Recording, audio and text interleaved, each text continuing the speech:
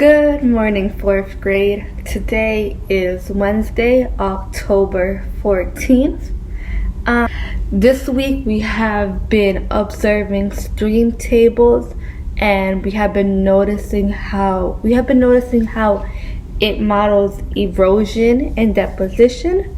We know that erosion is the process of where it moves weathered rocks from high mountain slopes all the way down to rivers and different forms of bodies. We have also noticed how erosion and the amount of water that falls creates different landforms. So today we're going to be discussing how erosion, deposition, and soil. How is it related?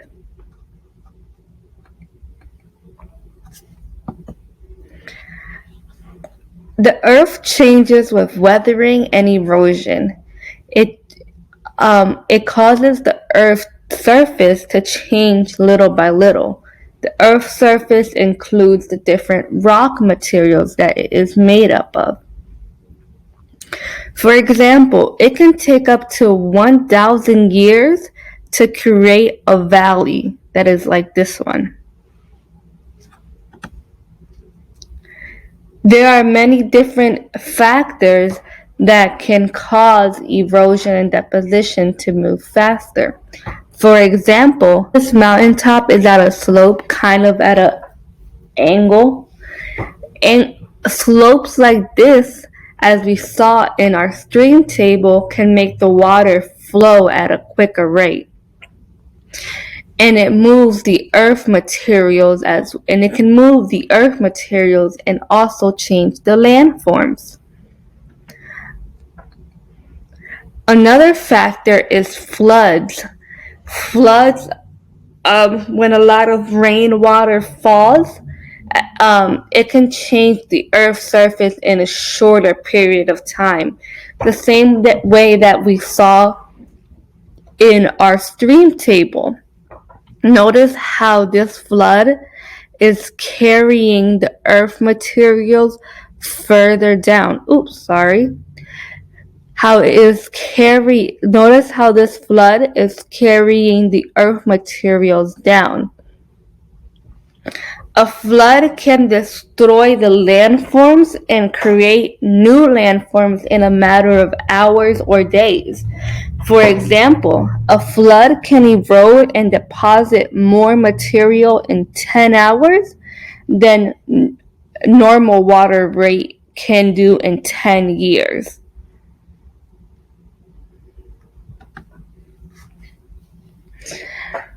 Erosion and deposition contribute to soil formation by carrying earth material from one location to another. It's kind of like a broom. As we talked about it before our test, erosion is the process that sweeps away the material into a new location. And it deposits many new layers of rock material. However, erosion can be detrimental or hurtful to soil because it often takes away the soil that is at the top. And that soil at the top, it can be fertile topsoil that is good for growing crops. Erosion and deposition contribute to the kind and size of rock materials that are found in soil because it moves it around. When the rocks are weathered into small pieces and then move, they tumble and pieces break off to smaller pieces and eventually become part of the soil. So erosion, weathering, and deposition all work together to break down soil. We are going to now determine We're going to go back to our first investigation where we had 4 different samples of soil, and we are going to be able to use our knowledge on erosion and deposition to determine where these soil pieces come from. But before we do that, I want to let you know that today's keyword is fire. Today's keyword is fire. Today, we're going to be making observations and predictions of how erosion affects different soils. Erosion and deposition are related because through erosion and deposition, rocks are able to break down further and travel more. And as we know, soil is a mixture of different sized rocks. Remember, on our first investigation, we examined different types of soil, and we weren't really sure where they were from, but we were able to notice that they had different material inside of them. For example, this is soil number 1. We noticed that it was, let it settle out. We noticed that it was mainly made out of sand. It had pieces of rock in it, and then it had humus on top.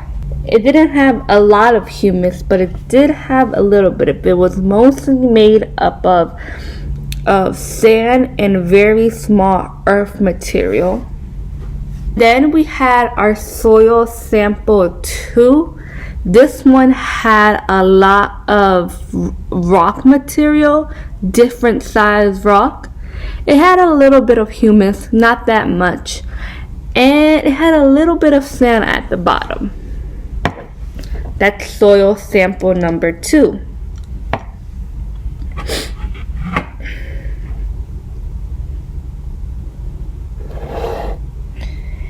And then we had our soil sample number 3. This one, again, it didn't have much humus, but it did have little pieces of rock and most specifically gravel, and it had lots of sand in the bottom. And then we had our soil sample number 3. As you notice, this one, as you can notice, this was the one that had lots of humus at the very top layer. It had different size earth material throughout the layers. It had pieces of little rock and sand at the bottom, but a lot of the material that it was made of was humus. So I want you to think, now that we have observed our different soils, that this is 1, this is 4, this is 2, and this is 3. And we know that erosion and deposition contribute to soil formation. Where do you think these different soils come from? I know I told you I collected them from secret places, but I didn't want to reveal where they were collected from. I want you to think in your brain right now, make a prediction. This is soil 1. Where do you think soil 1 came from? How about soil 2?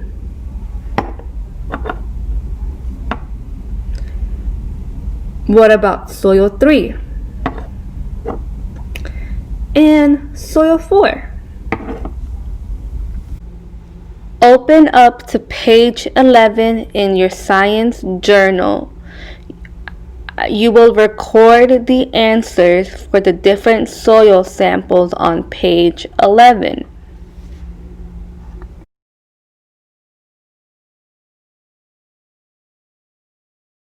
I'm going to tell you where these different soils came from and how I know. This is soil 1. Soil 1 I was able to gather from a river delta. As you can see, soil 1 has a lot of small materials, and that is able to tell us that it has traveled a long way, all the way down from the mountaintops, and it has traveled all the way down to a river delta, causing it to break, the rock pieces to break down into very small pieces. As you can see, the pieces in soil 1 are very small. Now we have soil 2. Soil 2 was gathered from a mountaintop. Notice how there are very different sized rocks in this sample, and that tells me that it was gathered from the top of the mountain, as we know that in mountains there are big pieces of rock. So we notice how this soil has big pieces of rock. And also there's not a lot of humus. So soil 2 was gathered from a mountaintop. As we talked about soil number 3, we saw how it was made up of a lot of pieces of sand and small pieces of gravel and not a lot of humus. Now, where can you think that has a lot of sand? A desert. This soil sample came from a desert. I'm able to tell because of the amount of sand that we are able to see throughout this soil sample. Our last one, soil 4, I noticed that when we first investigated our soils, a lot of people were saying that this looks like regular soil. Yes, this does look like soil that we are most used to, but soil 1, 2, and 3, those are all soils. They are just different types of soil.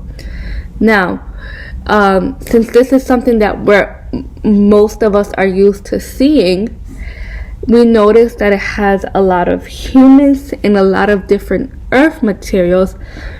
This soil sample was found in a forest. We are used to seeing this type of soil in forest or maybe even in our backyard, because that is where the type of soil that we are able to use to grow different types of plants and vegetables. Soil number 1, again, it was found at the end of a river delta.